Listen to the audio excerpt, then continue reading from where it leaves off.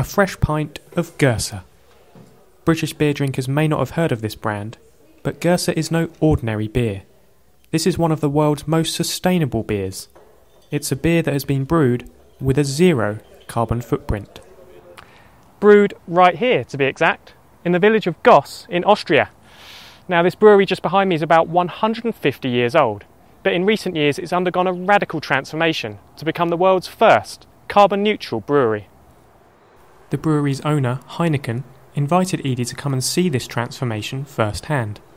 And for the sustainability crowd, this place is a goldmine of on-site solutions.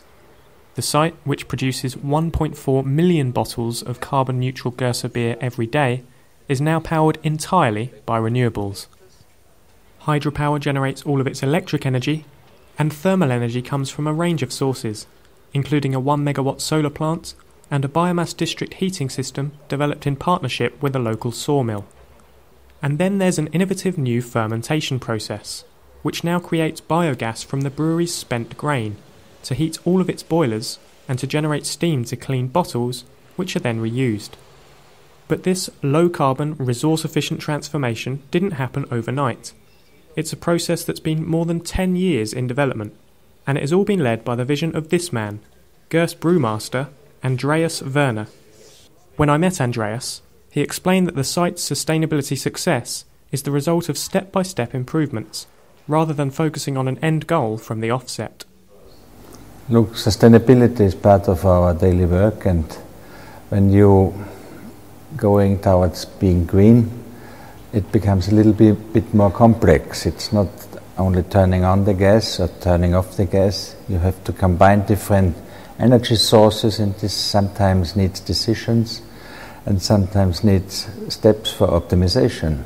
We started with the idea to reduce our consumptions, and over this consumption reduction we came to a deeper understanding of our consumer habits, of our losses, and we've got new ideas we hadn't before. And this was a journey over 10 years, I would say, plus minus.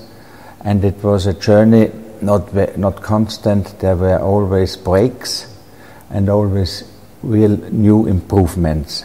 But all things we have invested had a business case, and underlying to this business case are several frame figures. One of them is the energy price. And it is depending from the energy price, it's also depending from the lifetime of the installation. But all of them is in a frame which makes a positive business case. We've found always an open ear for our ideas, because we had a business case in our hand. We could make proof that our measures will not make the beer production more expensive than with conventional energy sourcing. And on the other hand, our ideas were good. We had good partners, we had a good argumentation, and Heineken was supporting us, together with colleagues, together with partners, together with people which are friends now. And it was something extra. To being a brewmaster is extra, but if you have this good luck to make a brewery more environmental, more green, is really a present. It's a gift for your life.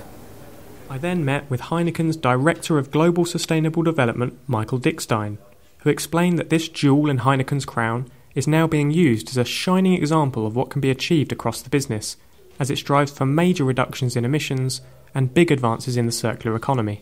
Well, actually, who would have thought? I mean, 10 years ago, when Andreas started out with his strategy and with his journey, that now, 10 years later, we have a brewery that is 100% carbon neutral and a role model for the entire Heineken organization around the world. I think, first of all, the lesson is you need to have a sound energy mix. It isn't possible to work entirely with solar panels or with biomass. You always need to have a mix of energy sources, and then preferably sustainable and renewable energy sources in order to get where you want to get. And I think that's the biggest conclusion for us. What is important is that we are authentic, that we take the role leading certain solutions. Buying certificates is something that you will never be able to exclude entirely in order to close the loop, but you need to be authentic, and you can only be credible when you set our own initiatives. Okay.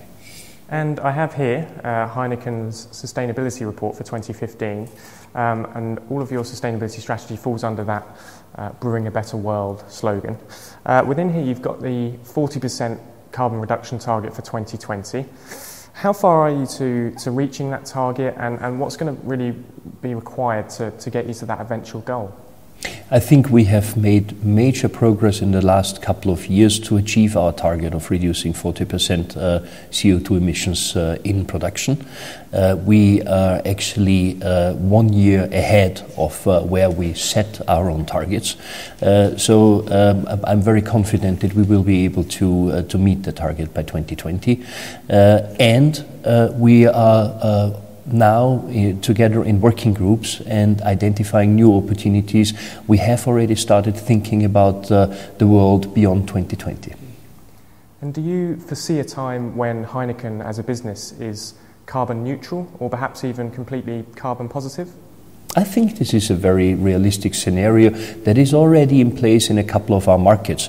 Our Dutch colleagues have committed publicly to the ambition of becoming 100% carbon neutral. Our colleagues in Mexico have said that they will go for 2/3 of carbon neutral in all their operations, and mind you, those both the Dutch and the Mexican operations are amongst the biggest that we have in the world. We have soon in our brewery in Massafra, Italy, 13,000 solar panels, which means that this will be the largest number of solar panels on any brewery in the world. So yes, I do believe that we can make many, many more steps. Well, what a day that's been. Now, from afar, this brewery might not look like a lot, but it's actually living proof here in Austria that sustainability and profitability can go hand in hand. And it's great to see global firms such as Heineken really doing everything they can to do business better. And that alone is worth raising a beer for. Cheers.